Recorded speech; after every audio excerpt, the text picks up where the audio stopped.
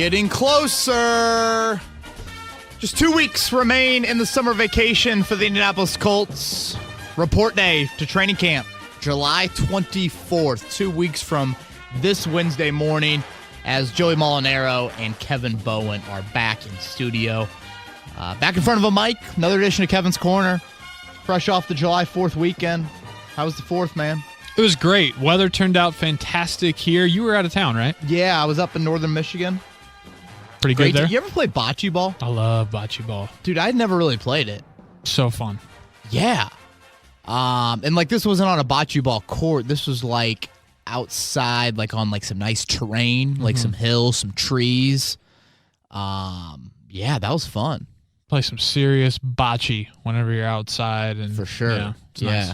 Kevin Bocce Bowen. I'd love for that to become my nickname one day. So it was fun, though. Great weather. Played an awesome golf course. So, I was satisfied on that front.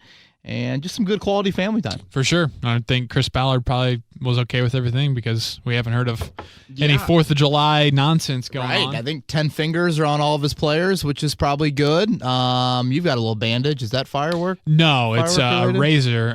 Believe it or not, using your finger to try to clean out the razor is not the best approach. So I know we got a lot of guy listeners. When you're trying that. Or even our female listeners that shave their legs. That's true, yeah. Stay away from trying to unclog the razor with your finger. Right. I usually go towel. Sometimes it gets caught a little bit in the blade. I usually just smack the hell out of it on the side of that as well. Okay, well, there's, you listen to Kevin's Corner, you get Colts talk, you get Razor 101 talk as well. So Joey Molinaro bandaged up, but he's good. I'm Kevin Bowen. Today's podcast, I think I teased it maybe a week or so ago, but I want to get into ranking the top 10 newcomers for the Colts here in 2019. It is something that probably from an outside acquisition standpoint, this is the fewest amount of free agents the Colts have signed under Chris Ballard, which was to be expected. It's not like they have they needed to have a huge amount of unrestricted guys come in during the offseason. So we'll touch on that, and then obviously we'll get into Twitter questions as we are just 2 weeks away from report day at Graham Park. Joey, I wanted to start with the Chris Ballard, I guess it's summer vacation for him, but hell, he wrote probably 5,000 words in Peter King's Football Morning in America. There you go. Column, as Peter King has gone from Sports Illustrated to MMQB now to NBC Sports. First off, love the column. I think it's a column that certainly caters to a lot more of general NFL world. Like, we knew a decent amount of what was in that column because we follow Chris Ballard and we cover him on a daily basis. But still, I learned, and we'll get into a few of those things. I learned several new tidbits coming out of that column, and just in general, good for him for doing it. You're the NFL Executive of the Year last year, and this is a very kind of just candid look at how he operates things from a GM standpoint.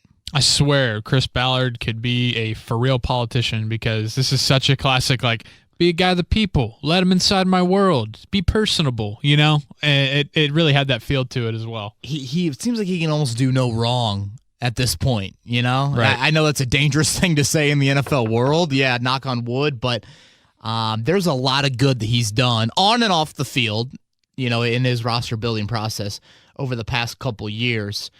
But I thought the first thing that stood out to me, and Joey, feel free to chime in with any things that you thought stood out as well. He detailed the Rock Ya-Sin draft pick a little bit more than I think we even knew about.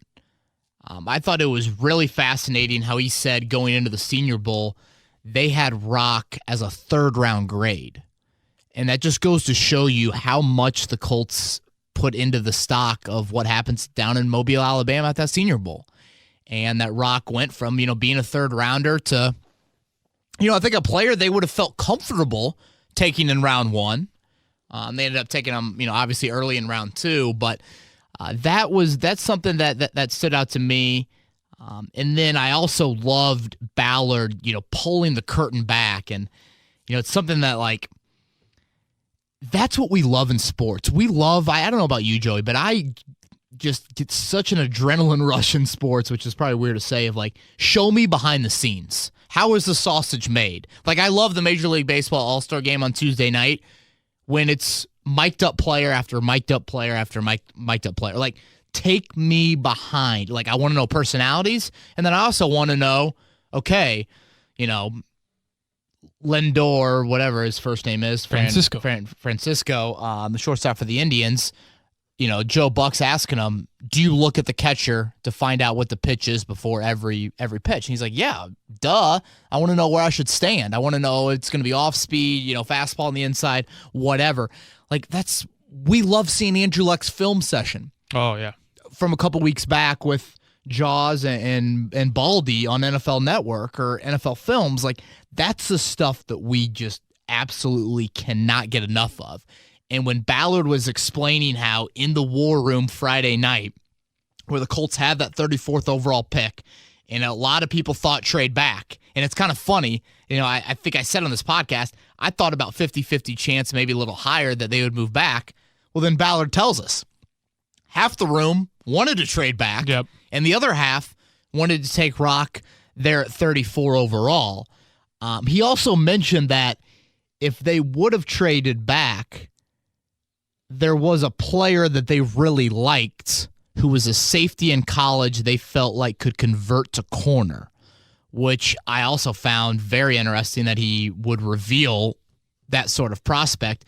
He said that athletically that player compared to Rashean Mathis, former Chicago Bear. So I've done a little research on who that player could have been, and you had Will Harris from Boston College get taken by Seattle later in the second round. And then the guy that really, and he kind of fits the athletic mold of Mathis, the guy that really fits it is Marquise Blair, who was a Utah defensive back, who I think ended up going in the third round, but it's kind of a safety hybrid corner. He went to I think the Lions.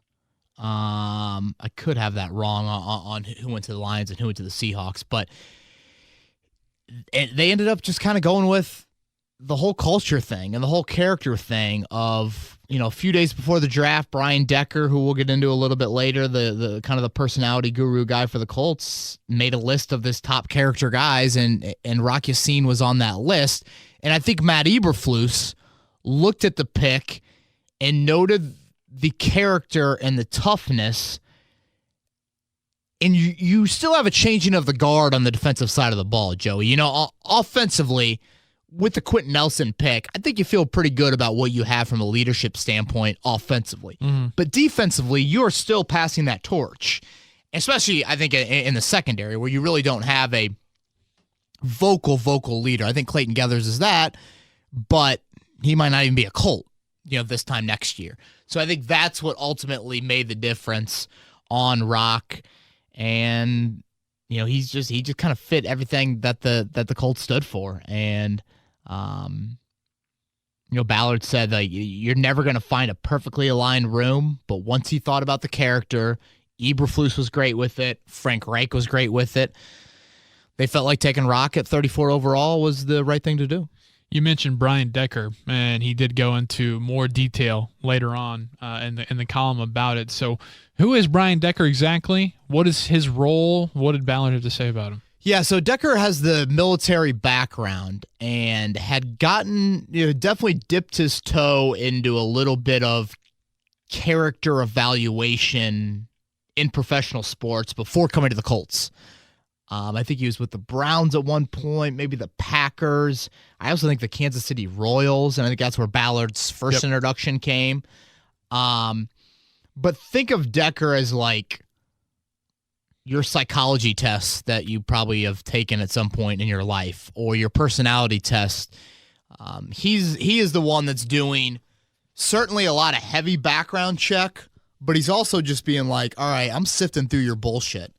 Like, I know your agent has coached you up to answer the generic NFL questions that every team asks you, but I need to make sure that I get inside of your core and find out, who are you? How do you tick? You know, what's your work ethic like? Are you going to be a good teammate? You know, things like that. What are you going to be like when $1 million or X amount of money is entered into your bank account as a professional football player. And obviously Ballard didn't reveal a whole lot of what Decker does, but he says that Decker uses 5 questions when he looks at these prospects. And for those of you that haven't read the article, the 5 questions are: does this player have a favorable developmental profile? Does he have a profile that supports handling pressure and adversity? Does he have a good learning and decision-making capacity? Is he a character risk? And if so, what can we do to help support him? And then lastly, is he a fit? I think the 4th one is most interesting to me. The whole character risk? Yeah. And how do you support him, I think, is such a vital component that Ballard always tries to reiterate in saying, if you're going to take on character issues, you have to have a plan in place. Like, it's not just like, hey, we're drafting Marcus Peters. He'll be fine. No. Sure, I'll turn it around. Millions of dollars are coming. These guys are getting pulled in every direction. Kevin Bowen back home is saying, hey, Marcus, congrats, man. I'm starting a foundation. You want to donate any money? Like, those types of things are all happening to these players. You're getting pulled in so many different directions. When I read those questions, I kept on coming back to the Nyheim Hines experiment from last year. And Nyheim Hines had a pretty darn awful preseason. Terrible. Thought he was going to get cut. Mm-hmm. That thought crossed his mind. Crossed our minds too, I think. It did, and it probably slept uneasy a few nights thinking about the ridicule I would have gotten from this podcast. But he checked the character box. And I think, too, does he have a profile that supports handling pressure and adversity? Like, things are not going to be all rose petals in the NFL. When shit hits the fan, how do you react? Individually, team-wise, things like that. And then that other question, that third question, does he have a good learning and decision-making capacity? The Colts felt from day one they could throw a lot on the plate of Nyheim Hines. Now, they realized special teams was maybe a little bit too much. But as a receiver and as a running back, they could throw that versatile role at him, and he could play for them from day one. And I think that is something that goes back to the drafting of Rock Ya-Sin. Like, they are such a firm believer in character because things are not always going to go well. So when that happens, am I going to get a soft guy that's going to pout and is going to whine and going to make excuses? Or am I going to get a guy that says, all right, I got to learn from it and make sure that my potential that I know is still in there, I'm going to try to exhaust every resource to reach that. So I thought that was, we don't know a whole lot about Brian Decker, but I thought hearing those questions was pretty cool. Right.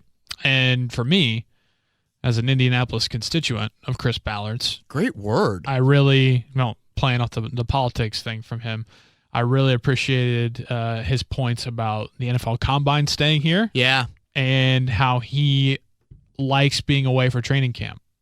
Like, those are two big things that stick out to Colts fans. And I don't think that's just lip service, either of them, especially going away for sure for training camp. I don't think that's lip service because you're putting guys in front of fans. You're putting them in a little different setting where it's not the same environment that you get in the spring when you're behind a closed door at West 56th Street, or the same practice setting you get in the regular season when you're in the exact environment. That's a good point. Where there's no fans. It's different. You're exposing them to the media, to fans. You're obviously exposing them in joint practice settings as well. How are they going to handle it? Yeah, it's just, it's like I'm watching Pacers Summer League right now, which is just god-awful television. But these guys are trying to make the roster, and Kevin Pritchard's sitting in the front row. Yeah. How are you not busting your ass for every loose ball? I mean, that to me is, Kevin Pritchard doesn't sit front row at any NBA game. Right. How are you not going all the blank out for everything? So I did like that. I'm sure you probably like he referenced Theo Epstein in there.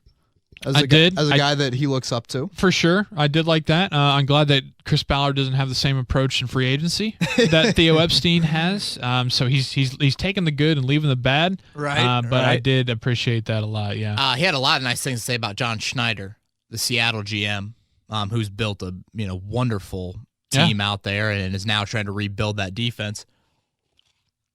The last point I wanted to make before we move on, Joey, is you like movies, so I thought that the Pixar reference he threw out there might have resonated with you as well.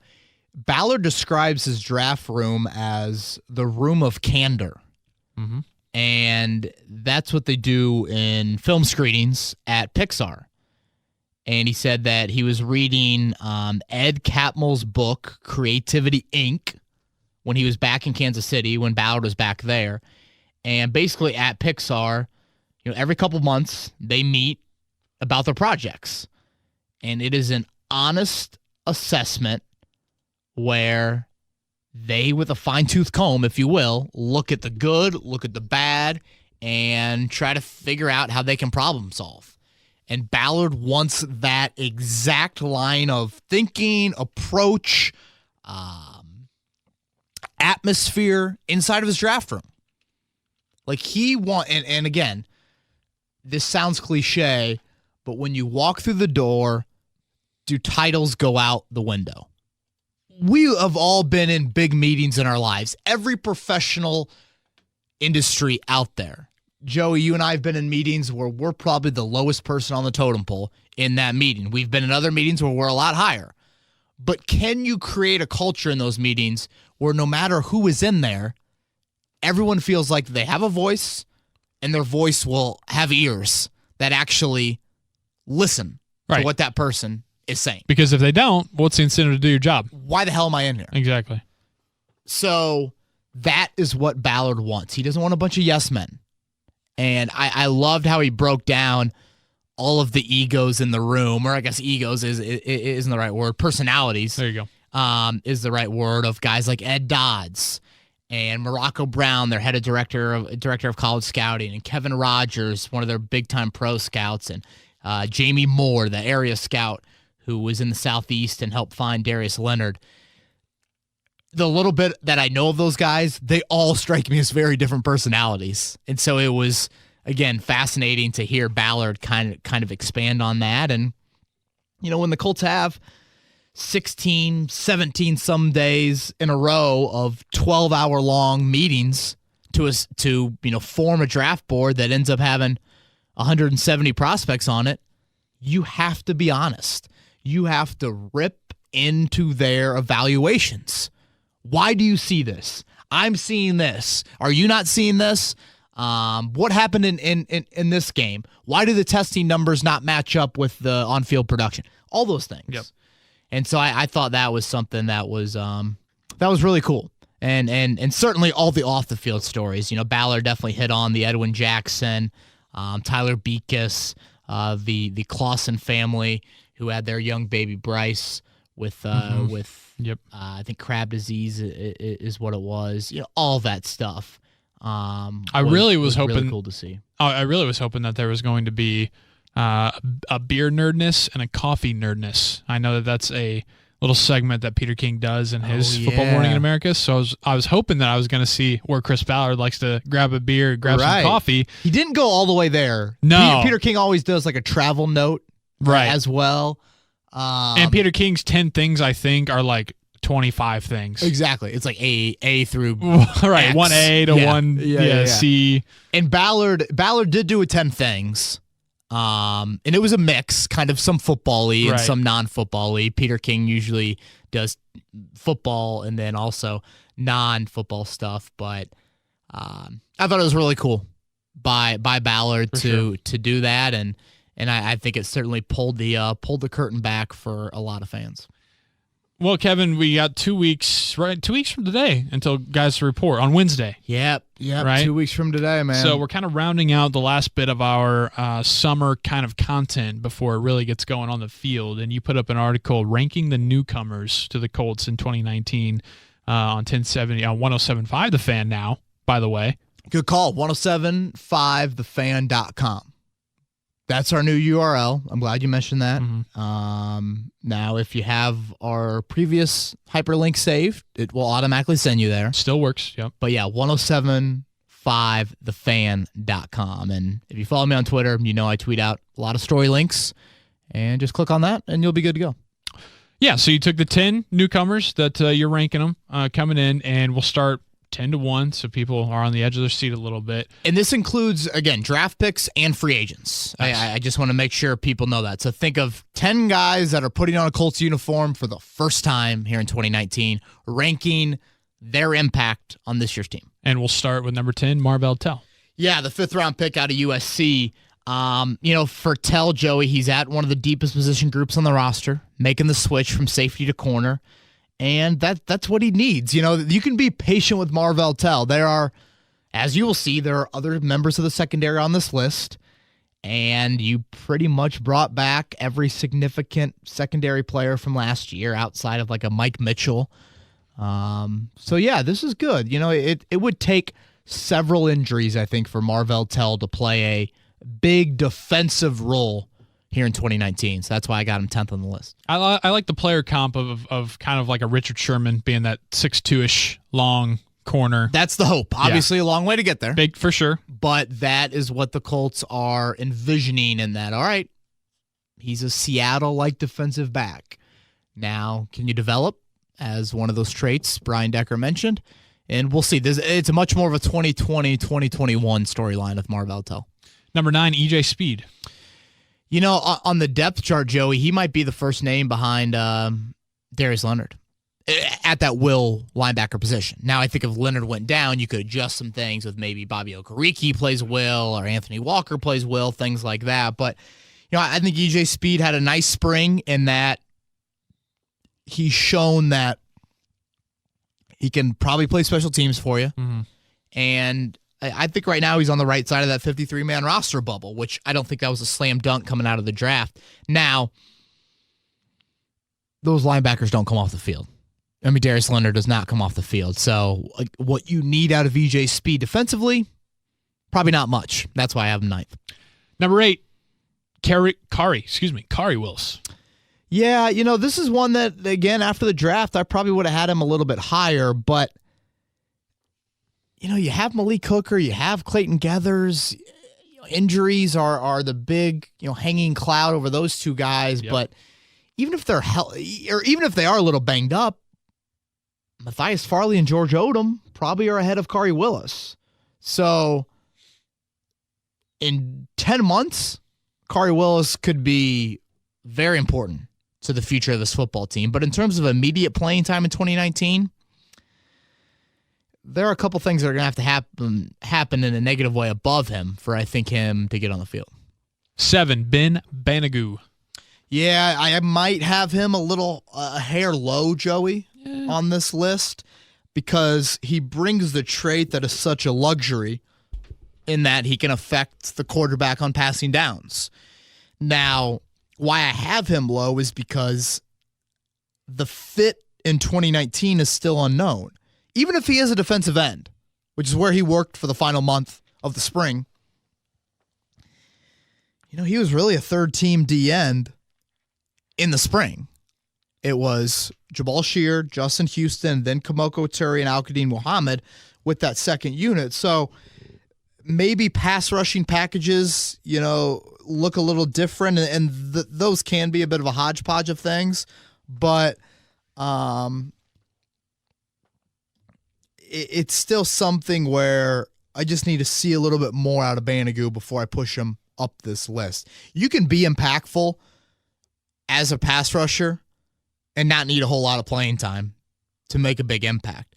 But right now, there's just a few more hurdles, I think, for him to clear before I'm like, all right, Ben Banogu's going to play 30, 40 snaps a game, and it has shown the production that he's going to be a pretty effective rookie for you.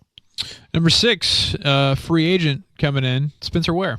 Yeah, I guess our first free agent as we go from 10 to 1. Injuries can totally change how important Spencer Ware is. A serious injury to Marlon Mack, Spencer Ware could be a starter for you at running back. And Mack's been known to... Correct. Mack has definitely had up a little bit. Yeah, he's had some nicks in the NFL, and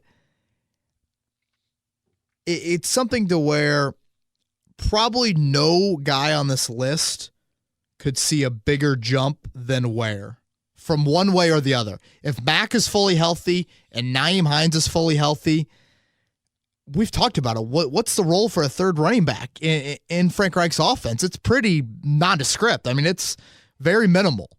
But if that injury occurs, Spencer Ware could be in your starting 11. So I'm going to put him right here at 6, and it could be swayed in a big way, one way or the other.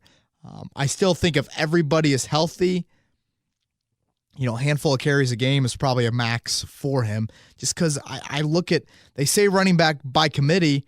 It's running back by committee, but there's a definite lead bell cow, and that's Marlon Mack. Does it seem kind of like Christine Michaelish? Christine Michaelish maybe in his prior stops before Indy. Okay. Yeah, I think that's fair. I wish I had a better idea of what the Pittsburgh running back situation was in prior years, just to try to compare him to a Steeler for you and what I envisioned for his role. Like, I don't think it's Dominic Rhodes' role when Joseph Adai was your starter. But I don't think it's Jonathan Williams' role last year, where he's not even dressing. So we're just looking like third down back? I think Hines your third down. I think it's more of like, okay, Mac's a little tired, give him a series off. Mack goes in, or Ware goes in there for a couple plays. Ware or Wilkins. So like a Stephen Ridley.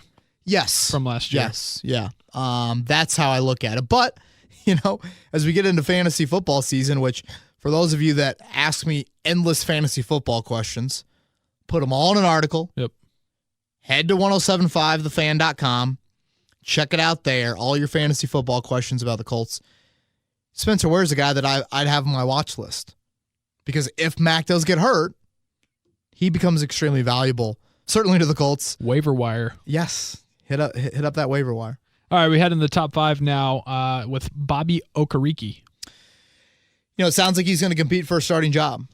With Anthony Walker. I've said it before, and I'll continue to say it. I still think Walker is the favorite for that job. But even if he plays on passing downs, O Curriki, that's a notable role. That's a big role for you in today's NFL. And so wins or losses come off the passing downs. 100%. So Bobby O Curriki could be looking at 40% of the snaps a game, 50% of the snaps a game. I don't know. I'm just throwing out some number there. So that's why I have him. Maybe right after the draft, we would have had Ben Banagoo and Kari Willis a little bit higher than Bobby O Curriki. But based off what I saw in the spring, O Curriki deserves to be pretty high on this list. Number 4, Rock Ya-Sin. Yeah, Rock is, if O Curriki's competing for one of the starting jobs in the 22, you're starting 11 on defense, or you're starting 11 on offense, Rock Ya-Sin is competing for that 23rd starting job. And that's the nickel group. How do you round out that nickel package? So I don't have him higher on this list, Joey, because I think you can get by without Rock Ya-Sin this year. Without him making a huge impact. Like Kenny Moore, Pierre Desir, and Quincy Wilson, if those guys are healthy and as effective as they were late last season, you can probably get by with that trio. You're going to need more of a pass rush to help them out. But I do think that can be a solid group for you. At what point in the season, so week 4, if Rock Ya-Sin is getting a lot of playing time, probably not ideal. But if it's week 13, is that more along the lines of what we're looking for? Yeah, I mean, I think injuries would have to play into it as well. And, maybe it's also poor play that all of a sudden he's into the lineup by week 13. I remember last year, Nate Hairston was your starter at the beginning of the year. Yeah. And then he eventually gets benched for Pierre Desir. And then Pierre Desir signs a life-changing contract for him. So with the corner group, you can get exposed pretty quickly, injury-wise and play-wise. Oh, yeah. So that's why I feel good about having a rock this high. But as you look on the depth chart, it's not an absolute must. He's a 16-game starter. It's the last draft pick on the list, and it's pretty high, but I see where you're coming from on it. Hearst Campbell. Yeah, Joey. From playing time, he might not be deserved of the number 3 spot. Like, it's not. I don't necessarily sit here and be like, "Oh, Hearst Campbell, he'll play 90% of the snaps from day one." Yeah. No. But man, when he's on the field, those touches are impactful, and his presence is impactful. There's some game plan element to when Hearst Campbell comes on the field of like that Mike linebacker saying, "Oh, God, there's 15, back up 2 feet." It's like in Little League when the 4-hitter comes up to the plate and Brad Bowen's yelling, "Back up, warning track." Did you ever have the coach yell that when you got to the plate? I don't think they did. That was kind of my thing. You were a power hitter. Yeah. I was contact. Edgewood Athletic Association. Yeah. I put some dents in the scoreboards. When I was up in Michigan this past weekend, they had a lot of like little grandkids running around. They had a wiffle ball bat. Dude, there's nothing like just hitting the bat. Like, oh yeah. I'm like, pitch to me. I mean, I just get the tee itch. Off, man. I mean, I'm trying to hit these kids' heads off. Yeah. Just rifling them back up the middle. Then watching the home run derby Monday night, I was like, I'm ready to play baseball tomorrow. If you connect with a wiffle ball and a wiffle ball bat, damn. But if you don't, yeah, man, grandma's looking at you like, man. Pull your back out if you whiff on that. Yeah. So Hearst Campbell's a home run hitter. Essentially, that was great. I was wondering how we were going to get back there. Thank you for that. Maybe the element he brings to this offense, Joey, maybe it's more of a luxury, but I think it's damn important for that unit to be elite. Like, I think the component and the trait that he brings is so vital just in that it's unique to everyone else on the offense, and it can separate you from being, Colts got a good offense, top 10 to... How you stopping them? Exactly. So, I'm still not I'm not sitting here right now and being like, Hearst Campbell, number 3 wide out, write it in Sharpie marker. He's going to play 80% of the snaps when you go to that 3 wide set. No. I think he could, but Frank Reich's going to have some sort of packages for him, even if he's not completing the route tree by week 1. Yeah. He's going to see the field, and he brings that element that's just deadly, man. I was pretty surprised. I was scouring NFL.com, and they had a list of 10 rookies that could be the offensive rookie of the year. So potential candidates, and Hearst Campbell made the list. And really, pretty much the same kind of idea of don't know exactly how much he'll be on the field, but if he makes the impact that he has the potential to make, he's gonna be in the list, in the running. And obviously, as we know with offensive players, skill guys have the best chance, at Rookie of the Year. And Quentin Nelson, I never thought was a realistic offensive Rookie of the Year guy, just because that's not how people operate. Mm-hmm. And Saquon Barkley and Baker Mayfield had really, really good years. So yeah, I don't think that's that absurd, especially with a weak wideout group here in 2019. Your running back situation, maybe Josh Jacobs, you really don't know besides that. Quarterback-wise, it's definitely a head-scratcher on just how much playing time we'll see from those guys. Maybe Kyler Murray or Daniel Jones, who doesn't look like that. But, 10 years ago, Percy Harvin won the Rookie of the Year award. Urban Meyer compared Hearst Campbell to Percy Harvin. Wow. Well, hopefully for the Colts' sake, Paris's NFL career lasts a little bit longer than Percy. But hey, Percy was huge in that Super Bowl win. Impact. Yep, for sure. Kick return for a touchdown, I think. Yeah, he probably should have been the MVP. Yeah. Honestly. I agree. That was a route. It was over from the first series. Oh, my God. But snap the ball over Peyton's head the first play. Two more left here, both free agents. And number 2, Devin Funchess. And I think there's a wide gap between 2 and 3. Probably the biggest gap on this list. Devin Funchess is vital. He's the only expected new starter on the Colts offense. And I just think with how he complements T.Y. Hilton, he's extremely important, again, to this offense being a top 5 unit. So you just need a guy to where when Hilton does have some of those quieter games, which he was probably the best of his career, honestly, late last season. But, when those games do arise where it's 3 for 34 or, 4 for 41, those sorts of games out of Hilton, can Devin Funchess give you 5 for 85 and a touchdown? So, yeah, I got Devin Funchess number 2 on this list. And then lastly, if you haven't figured it out by now, Justin Houston. Yeah, you've been living under a rock for the past few months. Number 99 coming off the edge. It is Justin Houston. And, the Colts think he can be at least a 12 sack guy. They think he can be in the teens sack number wise. They are very, very optimistic on what Justin Houston can do from a sack production standpoint. So it is vital that he provides that element to the game and he forces opposing offenses to game plan for them.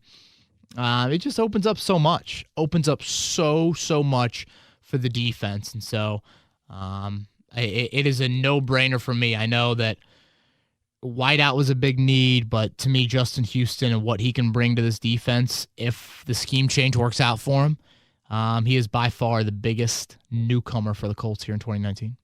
All right, it's that time, man. Our weekly Twitter questions. You want to get into them? Yes, sir. Let's start with, this is one of my favorite Twitter names, Jabroni Proof. Always good, Jabroni. We had no idea the Maniac would have the season he did, let alone win Defensive Rookie of the Year. However, I think Hearst Campbell could win Offensive Rookie of the Year this year. I know it's bold. Could you see this happening? And what is your bold prediction of this year's rookie or rookies? Well, that kind of plays off what we were just talking about, Joey. I think the odds are pretty slim that Hearst Campbell wins a Rookie of the Year. I don't think unless an injury happens, I just don't think he's going to have enough touches to really show that stat line of 90 catches, 800 yards, 1,000 yards, whatever that he would need. My one rookie bold prediction. Yeah.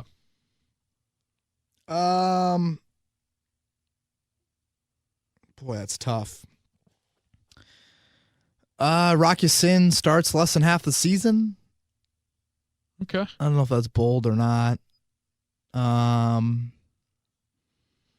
So that's bold in a less exciting way.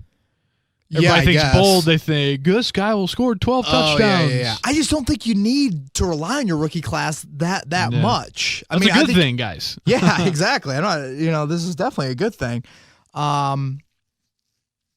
I want to see a little bit more of the rookies over the next month and a half, which will offer a little bit more clarity to this question. But right now, I just don't sit here and be like, Kari Willis is going to start 12 games. You brought back 21 and 22 starters. I don't think you're going to need your rookies that much. From Matt, if you could reincarnate any Colts player from the Peyton Manning era in their prime to help out this team in 2019, who would it be? Freeney or Mathis. Yeah, without a doubt. I think that's where you have the biggest drop-off compared to, Marvin or Reggie would be great. Edge would be great. But I think Freeney or Mathis, especially in today's NFL, I've probably always been maybe a hair more of a Mathis guy than a Freeney guy. Just a hair more. But hell, I'd very welcome to take either of them. Here's a little twist for you. It's the Manning era. What about Peyton Manning in his prime quarterbacking this team? Oh! Are we getting into a Peyton or Luck debate? Let's do it, baby. Did we get a Russell Wilson question and Twitter question? We only got 2 weeks left of this. We got to really soak it in. Let's talk about Pete Rose next. Oh, my God. Shoot me. No. There's a much bigger drop-off at other positions than there is from Manning to Luck. 05 Manning. You want to take 05 Manning to be the quarterback of this team? No, I'm taking no. If you can give me a 15-sack Frenier Mathis, I think Andrew Luck can still be a top 5. I got less worry about Andrew Luck than I do about the defensive end position and the amount of pass rush that you can create. No, I love Andrew. Obviously, I'm just playing a little devil's advocate. I know you are, and you do it well. That was good. This is from Andrew. Doesn't say if it's Luck or not. God, but now you have me scared. From Andrew, I've been wanting to ask if plans are in the works for a Beers with Bowen 2. Yes. Very early tentative plans that we're still trying to iron out, but probably right before the final preseason game. I think we had talked about that maybe. Hopefully for like roster cuts and previewing kinda the season as a whole. Recapping training camp in the preseason. Let me look at the calendar real quick. Maybe like an August 28th. It's a Wednesday night. And guys, that's my birthday. So if you want to come out, if that's the date, boom. If you want to come out and celebrate, that'd be awesome. You know, Riley wants nothing more than a little Beers with Bowen on Joey's birthday. So, we'll have a few more details on that here in the coming weeks. But, appreciate the question. From Stuart, let's say you're the captain of the USA Ryder Cup team and need to select the 4 teams to play Europe in foursomes. But you can only select from current Colts players. Who are your pairs? This is over my head, man. I know it's golf. I know. Boy, it's right down my alley, though. Right up my alley, right down my alley. Yeah, but I got nothing for you. God, he wants me to pick teams. I think the golfers on the team, well, I'm picking Vinatieri no matter what, and he is a bit of a golfer because he's got ice water. I'm picking Luck because he's lived over in Europe for about 9 years. It would be comfortable. Too many Americans just piss down their leg in the damn Ryder Cup overseas, and it really pisses me off, to be honest with you. So I want someone that's, maybe can create a bit of a home course advantage for us, but that'll never happen.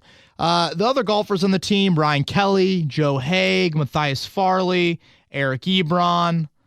That's 4. I think Mark Lewinsky golfs a little bit. Evan Boehm, I believe, also golfs. So, yeah. Let's go with that 8. Hell, put them all in a hat and draw them out. I have no idea who the hell would win and who wouldn't. From Paul, I would love hearing you discuss how the Colts offense could use several players in multiple positions. Several tight ends can split out wide. The running backs can split out wide. Funchess has been a tight end in the past. So many possibilities. Yeah, I mean, I think, honestly, it's pretty self-explanatory in what we saw last year. Naeem Hines can be a slot receiver in a pinch. Eric Ebron can be split out wide. Hearst Campbell could line up in the backfield. I think it's sometime at various times this year. Use him on little quick jet sweeps or little passes out of the backfield, little dumps. And the gun. Yeah. Run some read option stuff. So, yeah, those are some. Mo Alley Cox can be split out. Those are some of the versatile weapons I see. From Mitch, which undrafted free agent is making the roster this year? Mitch, it's such a great question. I'm going to write an article on this next week. Right now, my head says none. But I know that's dumb. I know that's foolish. So I guess my head doesn't think that. I don't know. I don't see really any of them. I don't, right now, this time last year, we thought Sky Moore was going to make the team. He was a week 1 starter. I don't look at really any of that undrafted group. I mean, maybe a tight end, Hale Henches from Alabama. I mean, do one of the corners show up? There's a couple receivers that have nice resumes. Penny Hart from Georgia State, we didn't even see in the spring. He was hurt. I'm going to say none. All right. We'll see in a couple weeks. Streak is broken. A month or so. From Jeff, OCs and DCs from rising teams are always getting hired away. Somehow Peyton got Tom Moore for a decade, and seems like that was very positive. How does Nick Sirianni compare? What's his rapport with like with Luck? He seems very under the radar given Reich's influence on the offense. Yeah, I mean, I think it's fair to call him under the radar, but I don't think it's that important, Joey, honestly. Think about Tom Moore or Tony Dungy. In a way, Tony Dungy let Tom Moore and Peyton Manning run the offense. Well, here in Indianapolis, the head coach is also running the offense. You have an offensive-minded head coach. Tony Dungy is a defensive-minded head coach. So I don't think it's anywhere near as important to retain Tom Moore. It was much more important to retain Tom Moore than it is to retain Nick Sirianni. Even if Syriana leaves, the same system's going to be here. And that's the advantage of hiring Frank Reich. Right. So, yeah, I don't think it's anywhere near as close as Moore and Manning. No one would be surprised, if after this season, if the Colts pop off. Sirianni's young. He's a, offensive, blah, blah, blah. He's got a cool name. He just kind of fits like a young coach. As crazy as it sounds, some people might think there's a better chance Sirianni becomes a head coach before Eberflus, even though Eberflus just had an interview with the Cleveland Browns last year. People love their offensive minds. That's the allure, man. From Tom, which rookie from last year do you think is the most danger of having a sophomore slump? Oh, boy. It's a good one. I haven't really taken a close look at the schedule in terms of pass rushers. What about Braden Smith? Do you see more edge rushers this year? I mean, I thought he played some pretty good ones last year. I don't think Nyheim Hines will have as big of a role as we saw last year. Outside of that, I mean, you expect, I don't know if you can sit here right now and be like, Darius Leonard's guaranteed All-Pro. Do teams game plan for, will linebackers?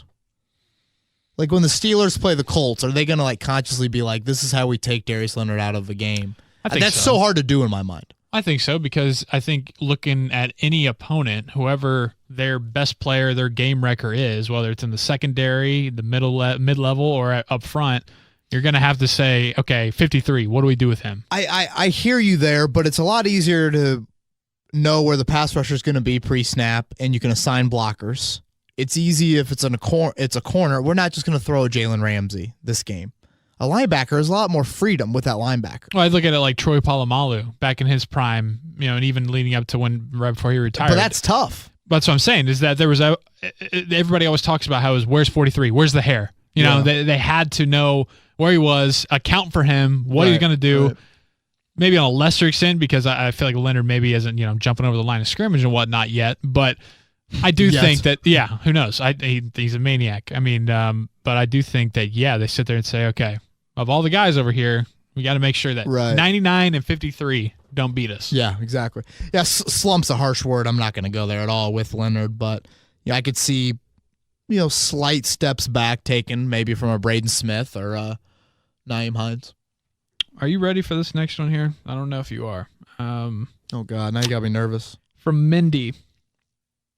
Is there any possible trade for Andrew Luck that you would consider? And if yes, what would it be? Holy shit. Mendy. Somebody have the cure for cancer? Or man. Bars open this early in Indianapolis? Only like the hole in the walls. Right. I mean, it's Wednesday, 11/11. Kiss your knee. Do you believe in that? I don't. Yeah, neither do I. Maybe I should. I mean, no. I guess if the Bears offered you Khalil Mack, Mitch Trubisky, Eddie Jackson, and Allen Robinson. I mean, there's no realistic trade. Like a couple years ago when it was like, would you trade Andrew Luck to the Browns for their 1st and 4th pick? And he was coming off the injury. We at least talked about it on this podcast, but Mindy, that's the only time I can give to that question. I'm sorry. From T at London Taxi sent. I'm traveling to Orlando in October from London. I've never seen a game live in America. Should I go and watch an NFL game or a college game while I'm here? Wow. Joey, I think college. Orlando, if you're going to be in, you can watch an NFL game in London. You can go to one. Right. You're going to see players in the field that are professional players. I don't think going to an NFL game, you go for the atmosphere and the crowd. You go to a college game, especially down in that part of the country, go to an SEC game. Right. Go to Florida. Go to the Swamp. Go to LSU. Yep. Try to find your way to an SEC game. I mean, I would 100% do that. Yeah, sure. You can, again, go to Tottenham, go to Wembley. You can see your your NFL product on the field, but you go to a college game, it's not so much maybe about the product on the field. It's a lot more about, oh my gosh, they're tailgating like this and their crowd is like this. Yeah, so it's just an hour or so probably southeast about to Gainesville from Orlando or somewhere in that region. Right, that sounds about right. And I mean, you'd be traveling pretty far to go to a meaningful NFL game. Sorry, the state of Florida is just not giving you much. Right. This is from Scotty, a Colts guy. 2 what-if questions. If Ballard and Reich took over in 2012, how many Super Bowls do you think the Colts would have? If Colts need to beat the Jags at the end of the season to get the number 1 seed, plus a Jags a wild card, does Reich play the starters or does he play the backups? Oh, wow. 2 very different what-ifs. Okay, Ballard and Reich take over in 2012. I'm going to say none. I think Chris Ballard and Frank Reich have learned a ton. Did learn a ton in those middle-ish years from 2012 to when Ballard came here in 2017 and when Reich came here in 2018 that were vital to them being as successful as they have been so far. I mean, think about it. Chris Ballard was still in Chicago in 2012. He wasn't even in Kansas City yet. Yeah. And go back and read that Monday Morning Quarterback article or Football Morning in America article. I mean, he speaks so glowingly of Andy Reid and John Dorsey, of what he thinks of them. And Frank Reich was he, I guess, maybe an OC with the Chargers at that point? I mean, certainly hadn't done anything in Philly. Early on. Yeah. I mean, Frank Reich had been an NFL coach for like 5 or 6 years at that point. So I'm going to go with no, just because, again, I think they learned a lot. If the Colts have a chance to get home field in Week 17, and if they lose, they become the 3 seed, you are playing for home field like none other. None other. I don't care what if a couple guys are banged up, maybe you rest them, but that's what that next week's bye is for. Exactly. You're going balls to the wall. Well, that saying is great. It's I don't even know what it means. I didn't either, and if we're being honest, I said it in high school on a girls basketball broadcast. I was made aware that the girls they don't go balls to the wall. So found that out the hard way. Yeah, I had some listeners. So at least you're using it in the right context. God, nothing like high school student radio. Yep. From Greg, who leads the team in interceptions this year? Also, where do you set the over/under on Hooker interceptions this season? Let's go with Malik. Leads the team in picks. I'll say over/under 4.5. This here's from Country Boy Eddie at Eddie Country. He wants to know if Mewhort stays healthy. What a great name. Stash doesn't retire. I mean, he's just telling you what it is. But if Mewhort doesn't stay healthy and doesn't retire, if he stays healthy, doesn't retire, and everything else remains constant, do the Colts draft Quentin Nelson? That's a good question. I still think they do. I think Ballard was just all about changing the mindset. I think we kind of knew what Jack Mewhort was going to be as a player. Maybe he would have been your starter at right guard. Still need a left guard. Maybe don't sign a guy like Matt Slauson. Right. So, yeah, I still think Quentin Nelson would have been the draft pick there. From Logan, I personally would like to keep Pascal or Johnson over Rodgers, but I understand the special teams aspect. If Campbell can take over the return side, would you take someone other than Rodgers as your last receiver? It's a good question, Logan. I'd have to be really, really assured that not only can Paris Campbell handle the return duties, but he's ready to be that full-time slot receiver as well. And that's a lot, to throw on a rookie's plate. We saw that with Nyheim Hines last season. And I get it from a pure receiving standpoint, Pascal or Johnson or even Reese Fountain, possibly, probably more so Pascal and Johnson, they give you more of a hope as an outside wideout right now than Chester. But I still go back to what I've said before. I really think that fifth wideout just comes down to special teams. I do. If you go back and you look at how much a fifth receiver played in a game last year for the Colts, find me a game where they played more than 5 snaps on the offense side of the ball. Yeah. I mean, hell, even a fourth receiver doesn't play a whole lot. Right. So, I'll be very, very curious to see just how the Colts go about rounding out that group. And I think Hearst Campbell and Chester Rogers and who is the punt returner will go a long, long way in deciding that. Oh, excuse me. From Blake, compare the Colts' current roster and situation to an NBA team. Oh, wow.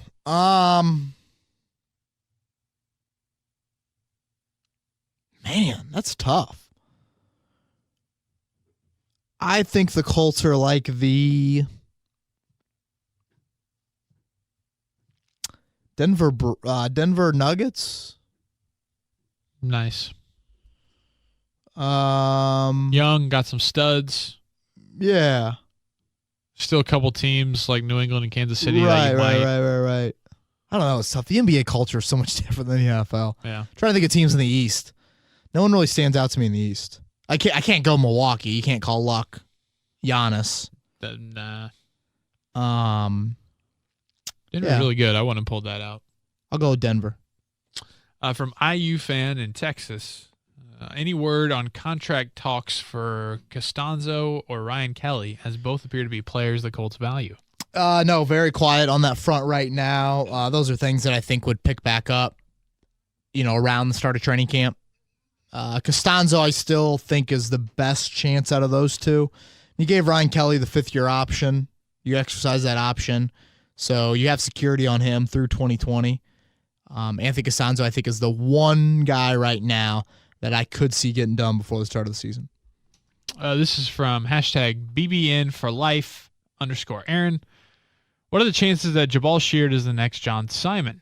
A surprise veteran cut to make room for the youth movement on the Colts defense, especially with Ben Banigou exclusively at the end. Yeah, I've gotten this question a few times here in the past few weeks. I think it's a fair question to ask, given what happened to John Simon last year. I also think Jabal Sheard's a better player than John Simon. And I think the Colts are obsessed with Jabal Sheard and just how he goes about his business. He's been extremely durable and playing through stuff last year. You would really need Banigou, Kamoko Toure, Al-Qadim Muhammad. You need all those guys to really, really show up if you're going to cut a guy that's been a 16-game starter since he got here in 2017. So I can't see it happening, but you would have to have those young guys really emerge. Jack wants to know, will Devin Funchess be more productive than Donte Moncrief when he was healthy for us?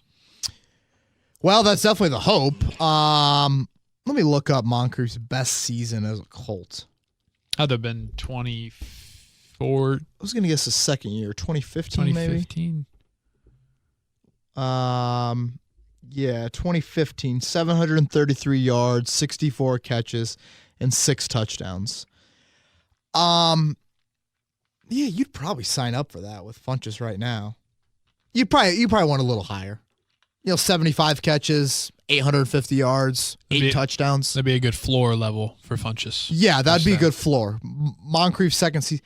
Man, Moncrief had 668 yards last year in Jacksonville. He had a couple big plays. He had that long touchdown here. Mm-hmm. Here in Indy. So yeah, I would say that would be the floor. And I would expect them to have a better season than that.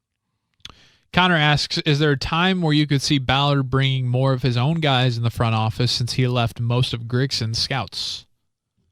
Well, no, I think he likes it. I think he likes some of Grigson's scouts. Again, those are area scouts, really, primarily all of them. A few of the pro scouts were Grigson guys, but I don't necessarily think that it would be all of a sudden, a huge overhaul where you bring in all your scouts, all your own scouts. I still think it's something to where Ballard likes the group that he currently has.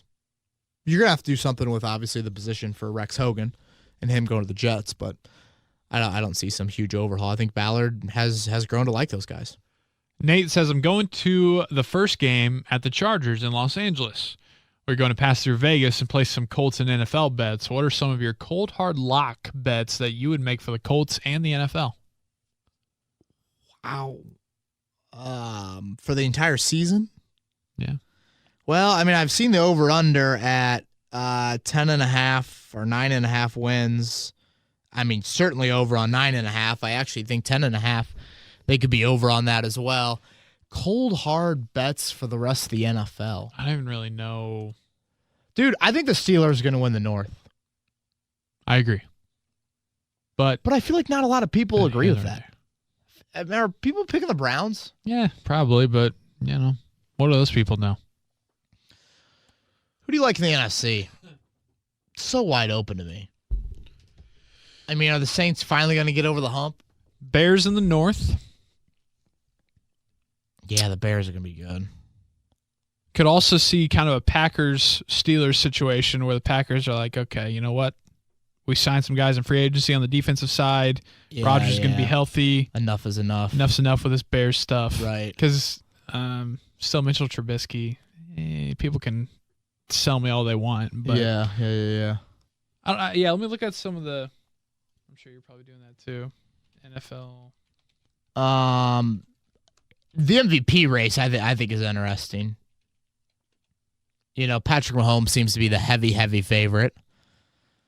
Would you throw, I saw the other day that I think JMV mentioned to me like Christian McCaffrey and Alvin Kamara are the top two skill guys in the MVP odds. Two guys I would have not expected, but again, the receiving element is what comes into play there. Bet under on Baltimore. How much? 8.5. Oh wow, you see a big regression there.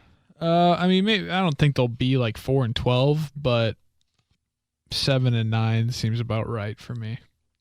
And they're 8.5.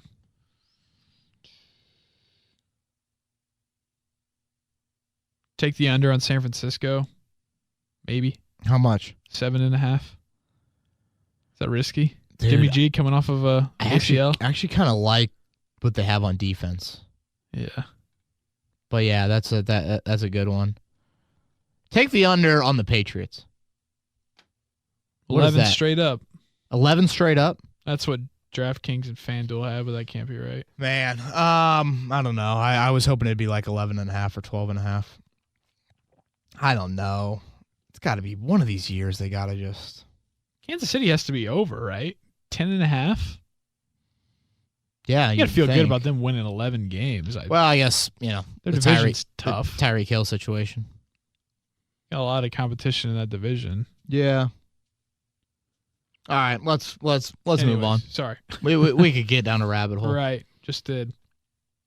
Colts fan in Carolina. How much of Funchess, that's hard to say, how much of Devin Funchess's previous season and drop numbers can be explained away with Cam Newton's performance?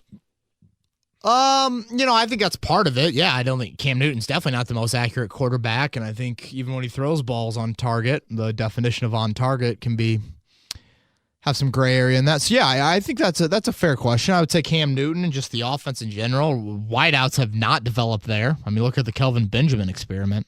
Ugh. So yeah, I think that's fair.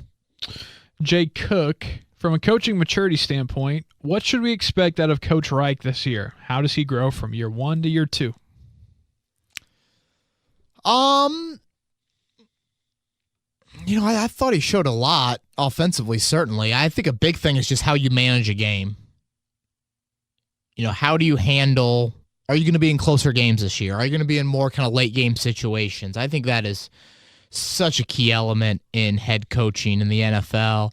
The whole challenge thing with pass interference being thrown into the mix as well. Yep. I mean, I think those are some areas. And then obviously managing or, as I've said numerous times, is accepting and embracing the expectations that are coming your way. I think that is something that is different for Reich, but he's very, he recognizes it, and I think he wants that. He knows that that's the next step for his football team, and he wants his team to thrive in it, as he should. Lucas Robbins says, I know it's preseason football, but which matchup are you the most excited to see in Browns versus Colts come training camp and their game? Well, actually, I'm probably more looking forward to the next week, Bears and Colts. Week 3 of the preseason, you play your starters a little bit more. I think the Bears are a great test. I mean, obviously, I'm looking forward to Colts and Browns. Really looking forward to the joint practices and the game itself. I guess an individual matchup in that game, Myles Garrett against Anthony Costanzo. Garrett's a monster. Odell Beckham against Kenny Moore, Pierre Desir. Yeah. I mean, those are pretty darn good. Casey with a K says Chris Ballard is historically frugal with his free agent spending. What current Colts player could you see us losing to free agency because the number gets too high? This can also include guys still on their rookie deals. Ebron. Yeah, I think that one is pretty obvious to me. Think about Ebron, Joey. I know, he potentially could have 2 tremendous seasons here in Indianapolis. Great years. You're the 10th overall pick. You didn't sign this sort of contract after your rookie deal that you thought you were going to sign. This is your chance to really cash in. And the Colts have some depth at tight end as well. And Eric Ebron isn't the versatile, multi-purpose tight end that maybe Mo Alley-Cox can grow into. So, yeah, I think Ebron. Matt T's got a fun one here. Who of the Colts wins the home run derby? I'm going with Braden Smith. He looks like a slugger. God, it's got to be one of those offensive linemen. You think Luck can swing a baseball bat? I'm going to say I think Luck or Leonard. Really? Both very strong, very big, but very athletic too. Yeah. I'm going to go with Ryan Kelly. Slow pitch softball MVP there. Grew up in Cincinnati. For some reason, I feel like that means he knows how to play baseball. Don't know why. But somebody in that town needs to. Hey-oh! I'm not laughing.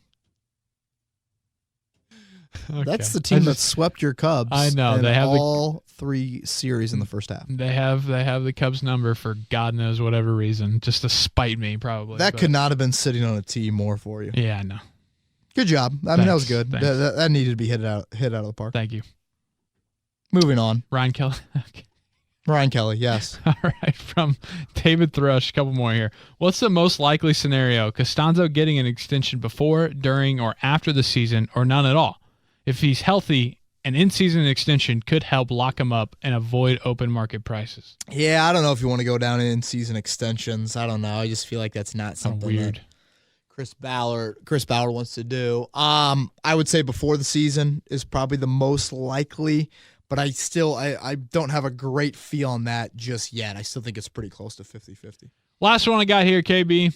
Drew Rush, bring us home. If Leonard has a slump in production, it will be because other teams figured him out or because another player will step up their production or a rookie will have a great season. Which of those?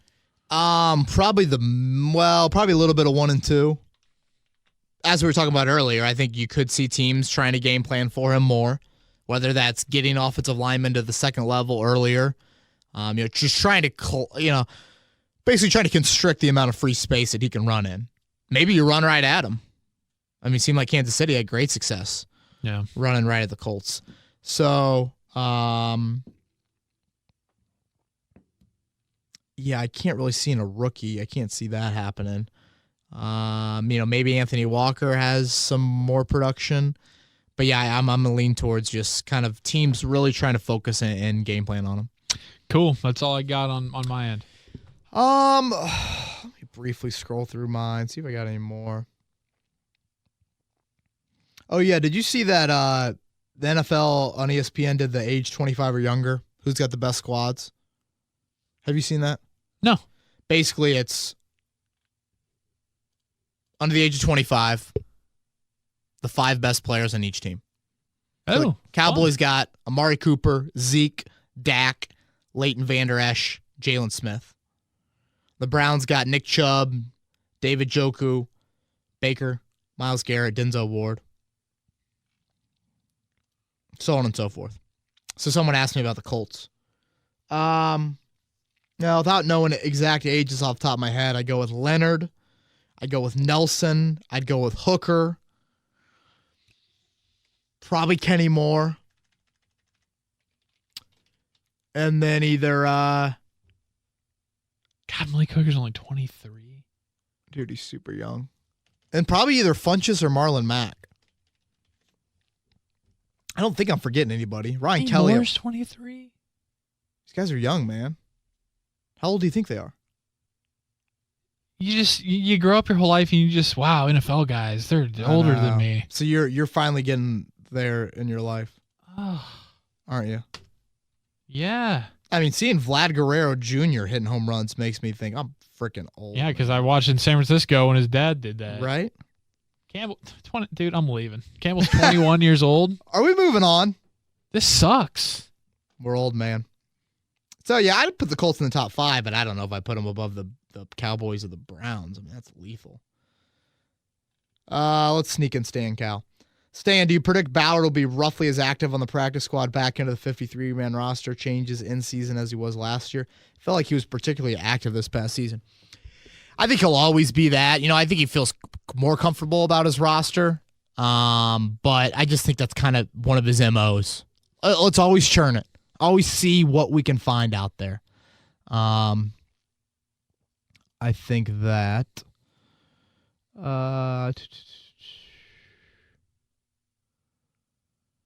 and